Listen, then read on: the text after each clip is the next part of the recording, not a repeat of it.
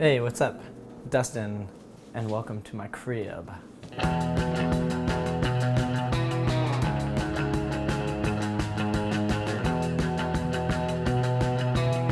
Always gotta have the candles burning, always.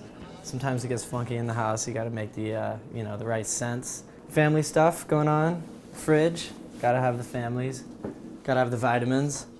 I take these every day. I take ginseng, vitamin D, biotin, B12, green tea, and flaxseed. I still have the Christmas tree up. I don't know why. I've been too lazy to take it out. My bedroom. This is my amp that used to belong to Spandau Ballet. Now it's all mine. This is where I record. I record everything in here. I don't really have that much stuff. I have some amps, some guitars. And I like to keep my books on either side. That way I feel somewhat inspired. If I have writer's block, I can just pick something up and I don't feel so lazy.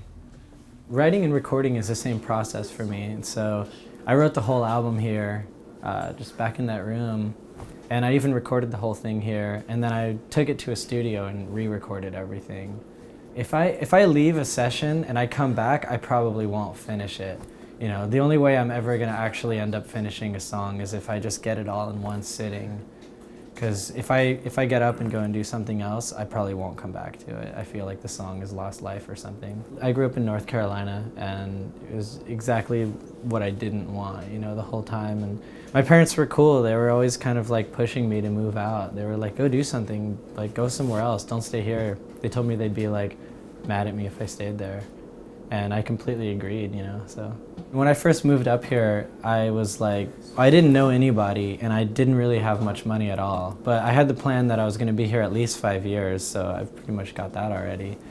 But no, I mean, after, even in the first year, after being here for probably 7 months, I was already gonna move back home because I was so broke and I didn't know what to do. I was working a retail job and I hated it and it just felt so dead end.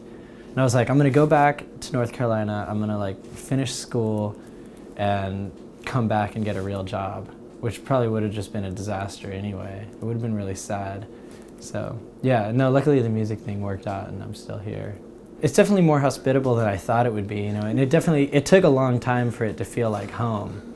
But once it did, it's a really comfortable place. It's a really easy place to be creative and be inspired and be around other people who are creative and inspired. It's just this thing that it just doesn't stop, it doesn't stop. And that's what I love about it is it doesn't care about you, it doesn't need you, it doesn't want you, and it doesn't even matter what you do. You could have the most horrible day and then you see everybody else going around doing their own thing and you realize that it's not that bad, It's kind of the same feeling where if you're in the middle of nowhere and you look at the stars and you're like, well, this is all still going on without me.